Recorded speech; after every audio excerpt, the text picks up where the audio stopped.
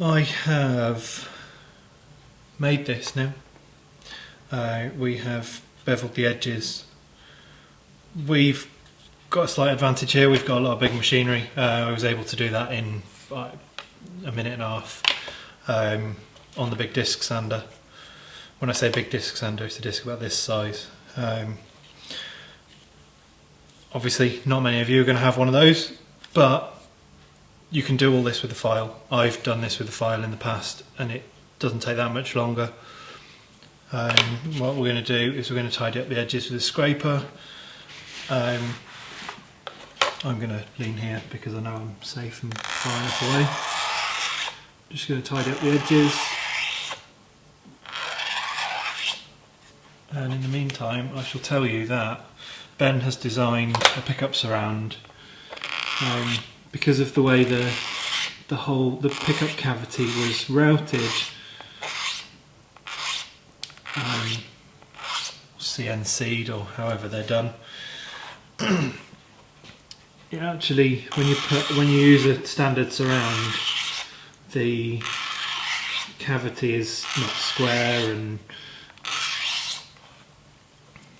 the screw holes in the surround don't actually reach the wood, they sit over the cavity. So we're going to make another one. So Ben's designed one to match this, so we've got similar angles, and we're going to use that.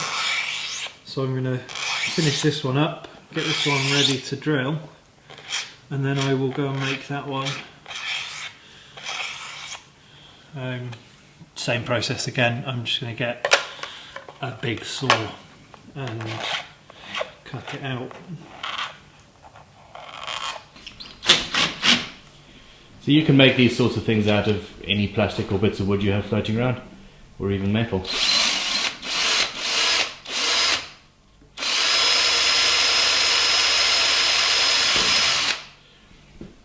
If you're drilling through wood, it's best to do that onto a bit of sacrificial scrap or something. But on plastic it doesn't matter if you go through the bottom. And now Howard is going to chop this beastie out. And I'll have some.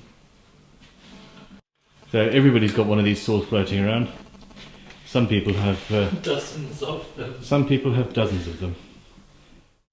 And that is the most useful thing, although my V has got deeper and deeper and deeper as the years go on, and to be honest, it's too deep now. Yeah, it's a little bit tricky to use. Yeah. Okay, the trick is to keep your cut right next to the wall.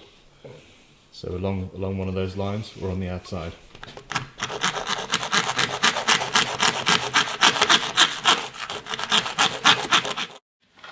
There they are. We have 2 scratch plates.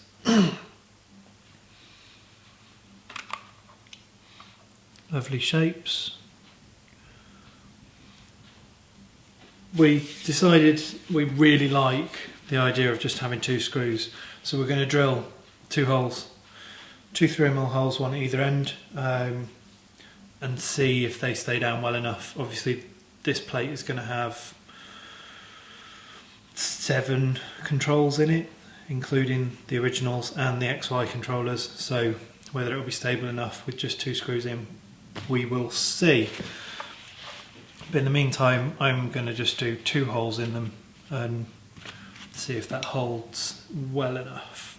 I've used this as a guide for my holes to make sure that I've got them the right distance in from the edge, and I'm fairly confident that they're far enough in from the far enough out, sorry, from the cavities, that they're not going to bump into the cavities and fall off the edge. So I'm going to drill some 3mm holes and I'm going to countersink them, and then I'll tap the body and we will see if that is enough. I'm also going to drill the holes for the bridge and get the bridge in place, bridge and pickup.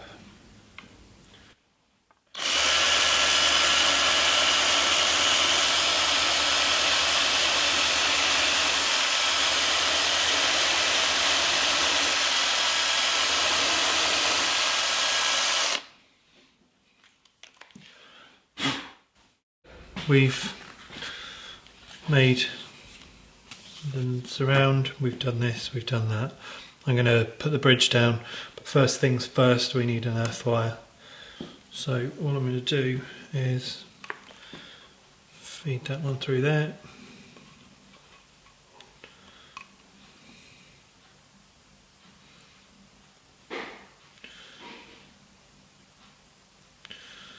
Splay that out, just tuck it underneath.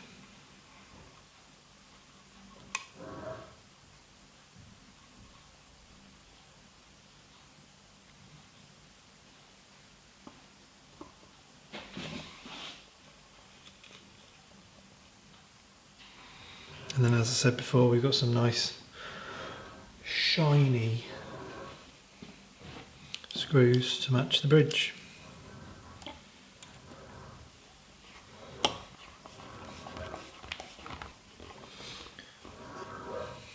Personally, I tend to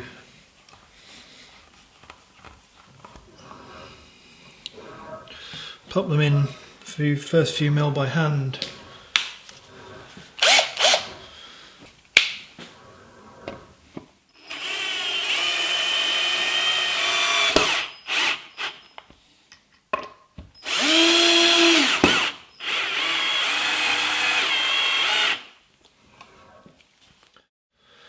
One thing I almost forgot to do was this. Actually, I was going to direct it at the light like so, but actually you can see me talking right there. So we want to get a matte finish on it. So here I have some zero. Yeah, some zero. I'm just going to very quickly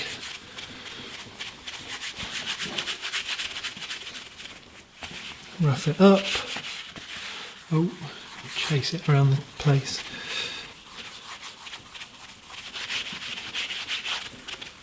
Roughed up. And then some 00 just to take the deepest scratches out. And done, essentially.